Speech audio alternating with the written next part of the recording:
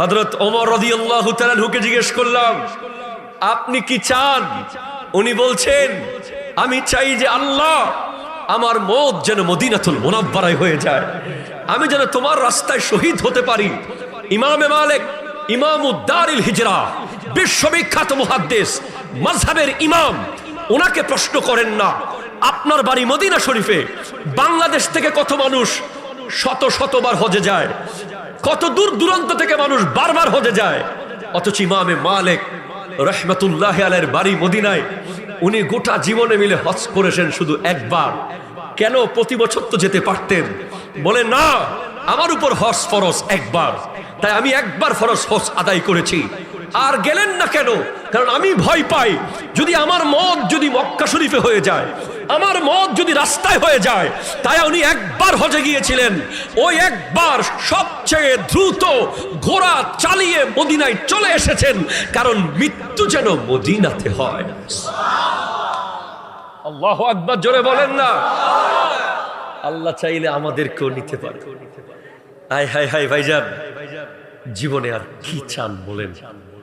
আল্লাহর কাছে একটা জিনিস চাইবেন, প্রত্যেক জুমার নামাজ, প্রত্যেক মুনাজাতে চাইবেন যেন মদিনার রওজাল জালি ধরতে ধরতে রূহ কবজ হয়ে যায়, যেন আমার নবীর রওজার দিকে তাকাতে তাকাতে যেন আজরাইল আলাইহিস সালাম এসে জানটা নিয়ে যায়, যেন আমার নবীর মসজিদ নববীর বাবুস সালাম দিয়ে প্রবেশ করতে করতে যেন জান কবজ হয়ে যায়। ইচ্ছে বড় নসিব আর কি হতে পারে? তাই বলছি বাবা, সুন্দরের জন্য কারো পিছে ঘুরবেন না, কোন নায়কের সৌন্দর্যের পাগল হবেন না। আজকে যুবকদের ফেসবুক গুলোতে আপনি গিয়ে দেখেন, হাজার হাজার প্লেয়ারের ছবি শেয়ার করে রেখে দিয়েছে, হাজার হাজার নায়কের ছবি শেয়ার করা, হাজার হাজার ভিডিও ক্লিপ শেয়ার করা। আপনি যদি কালকে মরে যান, এগুলো ডিলিট করার দায়িত্ব কাউকে তো দেন নাই। আপনার ফেসবুক আইডিতে এগুলো আজীবন ঘুরতে থাকবে, আর যে একবার দেখবে আপনি গুনার ভাগী হবেন। সেজন্য আজকের মাহফিল থেকে গিয়ে শপথ করেন, কোন সুন্দর প্লেয়ার, কোন সুন্দর নায়ক, কোন সুন্দর গায়ক, কোন সুন্দর নারী, কোন সুন্দর ব্যক্তির দিওয়ানা হব না। দিওয়ানা ওই সুন্দরের হব যার চেহারা সুন্দর নয়, যে আমার নবীর প্রেমে কলব সুন্দর। ঠিক কিনা? জোরে কথা বলেন। আজকের প্রজন্মের এই একটা ব্যাপার পরিবর্তন হলে ইহুদি নাসারা থেকে আমরা অনেক কিছু দূরে চলে আসতে পারবো। কথা বলেন ঠিক কিনা? এটা দরুদ শরীফ পড়েন, আল্লাহুম্মা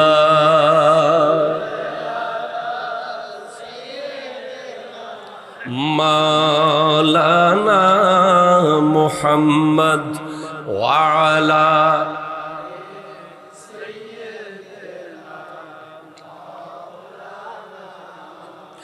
মোরা যদি ডানাওয়ালা পাখি হইতাম, ওই মদিনা দেখার লাগি উড়ে যাইতাম। মোরা যদি ডানাওয়ালা ওই মদিনা দেখার লাগি উড়ে যাইতাম। হৃদয় জুড়ে দেখতাম আমি নয়ন ভরে, দো জাহানের বাদশা নবী কামলিওয়ালা রে, আমার মনের ঘরে তে রেখে, জোরে জোরে, মনের ঘরেতে রেখেছি যারে, দো জাহানের বাদশা নবী কামলিওয়ালা রে, দো জাহানের বাদশা নবী কামলিওয়ালা রে। আদি পিতা আদম যখন মুসিবতে পড়ে, মোদের নবীর ওসিলাতে আল্লাহ কবুল করে। আদি পিতা আদম মোদের নবীর ওসিলাতে আল্লাহ কবুল করে। শাফাআতের বিছানাতে, সাকারাতের বিছানাতে দেখা দিও রে, দো জাহানে একটু চিৎকার দিয়ে বলেন সুবহানাল্লাহ। এবার হলো জ্ঞানের কারণে। কিসের কারণে? জ্ঞান, ইলমের কারণে, জ্ঞান বেশি থাকার কারণে যদি কাউকে ভালোবাসতে হয়, সবচেয়ে বেশি ভালোবাসা পাওয়ার অধিকার রাখে আমার নবী। ঠিক কিনা বলেন তো? আপনি কত জ্ঞানী মানুষের ভক্ত হয়ে নবীকে গালি দিচ্ছে, এরকম লোক আছে না নাই? বাংলাদেশে এক মুহাদ্দিস মাঝে মাঝে নদীতে মাছও ছাড়ে। কথা কথা ঠিক কিনা জোরে বলেন না। উনি নিজেকে মুহাদ্দিস দাবি করেন। আমরাও চাই যে যার হাদিস পড়ছেন তার প্রতি মোহাব্বত আগে দরকার আছে। बे इश्क मोहम्मद सल्लल्लाहु अलैहि वसल्लम पढ़ते हैं बुखारी, उसे बुखारी नहीं आता, बुखार आ जाता। बुखार माने জ্বর, কথা না হর। বুখার মানে কি? নবীর প্রেম ছাড়া যারা বুখারী শরীফ পড়বে ওদের বুখারী পড়া আসবে না, জ্বর এসে যাবে। ঠিক না? কথা বলে না। আমাদের জামিয়াতে হযরতে আল্লামা আব্দুল হামিদ রাহমাতুল্লাহি আলাইহি বুখারী পড়াতেন। যখন ক্বালা রাসূলুল্লাহ সাল্লাল্লাহু আলাইহি ওয়াসাল্লাম বলতেন, সাথে সাথে চোখ দিয়ে পানি আসতো। যিনি নবীজির হাদিস পড়েছেন, যিনি নিজেকে মুহাদ্দিস দাবি করেন, উনি কোনোদিন কি বলতে পারেন যে নবীর বাবা মা কাফের ছিলেন? হায় আফসোস। অথচ আপনি দেখবেন এই ধরনের মানুষগুলোর ভক্তের কোনো অভাব নাই। একটা হাদিস উনি বলেছেন, ইন্না আবি ওয়া আবাকা, আমার বাবা এবং তোমার বাবা ফিন্নার, জাহান্নামে। এই হাদিসটার সঠিক ব্যাখ্যা আপনি জানেন না। তখনকার যুগে চাচাকে আবি, আবুন বলা হতো। এখন আমরা চাচাকে বাবা বলি না, বলি কিনা বলেন না? চাচাকে মেজো আব্বু, ছোট আব্বু, বড় আব্বু, আব্বু শব্দটা তো আছেই। তখনকার যুগেও ওরফের মধ্যে ছিল চাচাকে বাবা বলা হতো। আমার নবীর চাচা হযরত জনাব আবু তালিব, ওনার ব্যাপারেই বলা হয়েছে হাদিস। অথচ আমার নবীর বাবাকে জাহান্নামী বানিয়ে ওনারা নিজের বাবাকে নিয়ে জান্নাতে যেতে চায়। আমরা বুঝি না, নামের ভিতরেই তো আছে আব্দুল্লাহ মানে আল্লাহর বান্দা। ঠিক কিনা জোরে কথা বলেন। আমার নবীর আব্বার নাম কি? আব্দুল্লাহ, হযরতে আব্দুল্লাহ রাদিয়াল্লাহু তাআলা। এরপরে নামের ভিতরেই আছে আমেনা মানে নিরাপদ। কথা কয় না? ঠিক কিনা? জাহান্নামের আগুন থেকে নিরাপদ। তো আপনি যদি বলেন যে আমার আব্বা আম্মা জাহান্নামী, আমি কি খুশি হব? এবং সহিহ হাদিসের মধ্যে এসেছে, অসংখ্য তাফাসিরের মধ্যে এসেছে, আমার নবী আবারও ওনার আব্বা আম্মা ইসলাম প্রকাশিত হওয়ার আগে দুনিয়া থেকে পর্দা করলেও আমার নবীর ব্যাপারে, এই ব্যাপারে কোরআনে আয়াত আছে, ওয়া তাকাল্লুবাকা ফিস সাজিদিন। আমার নবীকে সিজদাকারীদের ভেতর দিয়ে আনা হয়েছে। ঠিক কিনা জোরে কথা বলেন। এরপরেও সহিহ হাদিসে আছে, আমার দয়াল নবী ওনার আব্বা আম্মাকে কবর থেকে তুলে আবার ইসলামের কালিমা পড়িয়েছেন। ভাই, এই মুহাদ্দিস দিয়ে আপনি কি করবেন? এই ইলম দিয়ে আপনি কি করবেন? আমাদের দেশে আমি একটু আগে বলেছিলাম, এই লাকসামে যেই বক্তব্য সবচেয়ে বেশি মানুষের কাছে পৌঁছেছিল, এক ব্যক্তি আমার নবীর ইলম নিয়ে কথা বলেছিল। আমি বলতে চাই, ইমাম বুখারী রাহমাতুল্লাহি আলাইহি আসাখুল কুতুব বাদা কিতাবিল্লাহি তাআলা আস-সহিহু লিল বুখারী, এই পৃথিবীর সবচেয়ে শুদ্ধ কিতাব কোরআনুল কারীমের পরে যার অবস্থান সহিহ বুখারী শরীফে, ইমাম বুখারী রাহমাতুল্লাহি আলাইহি একটা হাদিস এনেছেন, ইন্নামা আনা কাসিমুন ওয়াল্লাহু ইউতি, নিশ্চয় আমি রাসূল বন্টনকারী, আল্লাহ হচ্ছেন দাতা। এই হাদিস এনেছেন কিতাবুল ইলমের ভিতরে। সেখান থেকে প্রমাণ হয় ইলমের বন্টনকারী হলো আমার নবী, দাতা হলেন আল্লাহ। ঠিক কিনা জোরে কথা বলেন। শুধু তাই না, কেউ যদি ছাত্রকে দুর্বল বলে, অটোমেটিক শিক্ষকের গায়েও দোষ চলে যায়। শিক্ষক যদি ভালো না হয়, ছাত্র ভালো হবে না। শিক্ষক যদি ভালো হয়, দামিস ছাত্র ভালো হয়ে যায়। কথা কোন ঠিক কিনা? আমার নবীর শিক্ষক কে? আরো জোরে বলেন কে? আল্লাহ। আর রহমান আল্লামাল কোরআন, রহমান তিনি যিনি তার হাবিবকে কোরআন শিক্ষা দিয়েছেন। তাহলে আমার নবী জানে না কেউ যদি বলে, লিখতে পারে না কেউ যদি বলে, ওটা জানে না সেটা জানে না যদি কেউ বলে, বুঝতে হবে সে আল্লাহর শিক্ষকতার উপরে আঙ্গুল তুলতেছে। সেজন্য এই পৃথিবীর সবচেয়ে জ্ঞানী জাত, সবচেয়ে এডুকেটেড, সবচেয়ে স্মার্ট, সবচেয়ে আধুনিক, সবচেয়ে অ্যাপ্রোপ্রিয়েট যে জাত, তিনি হলেন আমার নবী। আমার নবী, আমার নবী। ঠিক কিনা? জোরে কথা বলেন। আজকের বিজ্ঞানীরা অবাক হয়ে যাচ্ছে। আমি দু একটা বললে আপনারা অবাক হয়ে যাবেন। আমার নবীর সুন্নাহ আছে দুপুরে লাঞ্চ করার পরে 15 মিনিট একটু রেস্ট করো। আসে না বদ্দা? অনরেন্ডা আসে না? আমি শেষ করে দিম না? শেষ করে দিন হতা কে নমাতের আছে। অনেক অনেক স্মার্ট লোক আছে, বলে না আমি অনেক কাজ পড়ে আছে অফিসে, লাঞ্চ করার সাথে সাথে আবার কম্পিউটার, আবার লেখালেখি শুরু করে, আবার ফোনে কথা বলে। না, ব্রেন স্ট্রোক হতে পারে।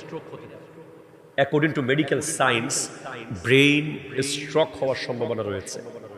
বলে কেন? এটা বিজ্ঞানীরা গবেষণা করেছে। দুপুরে খাওয়ার পরে কিছুক্ষণ ঘুমাবো, এই সুন্নাহর ভিতরে আবার কি আছে দেখি। বিজ্ঞানীরা দেখেছে আমরা যখন দুপুরে লাঞ্চ করি, লাঞ্চ করার পরে আমাদের দুপুরে একটু বেশি খাওয়া হয়, ঠিক কিনা বলেন?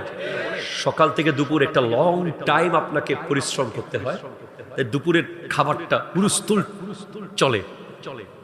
এই লাঞ্চ যখন হজম করতে হয়, হজম প্রক্রিয়া করার জন্য শরীরের বিভিন্ন জায়গা থেকে ব্লাড আমাদের পাকস্থলীতে আসে, ইভেন ব্রেইন থেকেও ব্লাড যায়। তাই 15 মিনিট যদি আপনি কাইলুলা করেন, শুয়ে থাকেন, চাইনিজদেরকে দেখবেন ওদের অফিসের যে চেয়ারগুলো আছে ওগুলো বিছানা সিস্টেম, যা সুইচ টিপ দিলে বিছানা হয়ে যায়। ওরা যা শুয়ে পড়ে 15-20 মিনিট আবার ওঠে কাজ। Productive Chinese.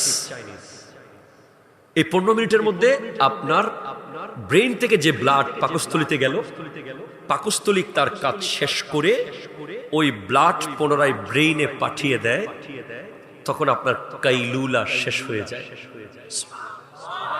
হ্যাজ এ সুন্নাহ, সবচেয়ে স্মার্ট এবং আধুনিক আমার নবী। আরো জোরে বলেন না সুবহানাল্লাহ, জোরে বলেন না। নামাজ এখানে না এখানে? শিওর? একজনও নাই? क्या कहते हैं? है यहाँ? ऐसा है, ऐसा है। সায়েন্স কি বলে, বিজ্ঞান কি বলছে? তোমরা যারা নামাজ পড়ো না, যারা নামাজ ঠিক মতো পড়ে না, আমি তাদেরকে আশিকে রাসূল বলতে নারাজ। যারা নামাজ পড়ে না ওরা কখনো আশিকে রাসূল হতে পারে? কেন? কারণ নামাজ হলো আল্লাহর ইবাদত, নবীর ইজ্জত। সুবহানাল্লাহ, জোরে বলেন না। আল্লাহর ইবাদত, নবীর ইজ্জত। আল্লাহ নামাজকে জোর করে চাপিয়ে দেন নাই। আমার নবী নামাজ আল্লাহর কাছ থেকে খুঁজে এনেছেন। আপনি যখন পড়েন না, জিহাদিয়া দরবার থেকে আপনার আব্বা আপনার জন্য একটা তাবরুকের প্যাকেট নিয়ে গেল বাসায় খুঁজে। মাওলানা ইমদাদুল হক সাহেবের কাছে অথবা ইহসানুল হক সাহেবের কাছ থেকে আমার বাচ্চার জন্য একটা তাবরুক দেন বলে একটা প্যাকেট নিয়ে গেলেন। আপনার ছেলে সেই প্যাকেটটা পুকুরে ফেলে দিল। সে কি আপনাকে খুশি করলো না কষ্ট দিল? কষ্ট। আমার নবী আল্লাহর কাছে গিয়ে বলে, আল্লাহ আমি আপনাকে দেখেছি, আমার লাকসামের প্রেমিকরা একটু দেখতে চায়। ওরা তো 7 আসমান পার করে আসতে পারবে না, তাহলে যান 50 ওয়াক্ত নামাজ নিয়ে যান, ওরা সিজদায় গেলেই আমাকে দেখবে। আল্লাহ থেকে নামাজ খুঁজে আনা হয়েছে। সায়েন্স এই নামাজের প্রত্যেকটা বিষয় নিয়ে গবেষণা করেছে। আমরা যখন আল্লাহু আকবার বলে এখানে কানের লতিতে বুড়া আঙ্গুল লাগাই, সুবহানাল্লাহ, কিরকম দেখান তো একটু, লাগান কিনা? আবার অনেকে কয় যে দূরে কে যাইব, এর দূর দূরে লাকসাম যাওয়ার টাইম আছে, নূরজাহানের গোড়া থেকে মারি দি। কথা জোরে বলেন না, ঠিক কিনা? এরকম অনেক স্মার্ট মুসল্লি আছে না, একদম মসজিদে ঢুকতে ঢুকতে এখান থেকে মারা শুরু করে দেয়। আর এদিকে এত দূরে 20-30 কিলোমিটার দূরে আসার সুযোগ আছে, যারা আসে না এরা মাহরুম হয়ে যায়। যখন আপনি এইভাবে বুড়া আঙ্গুল কানে লাগান, সায়েন্স বলছে আপনার এই জায়গায় একটা বিদ্যুৎ প্রবাহ হয়। আরো জোরে বলেন সুবহানাল্লাহ। এটা তরিকতের দরবার, এখানে নামাজ শেখানো হয়, ঠিক কিনা বলেন না? অনেকে মনে করে যে সুন্নিরা নামাজ পড়ে না।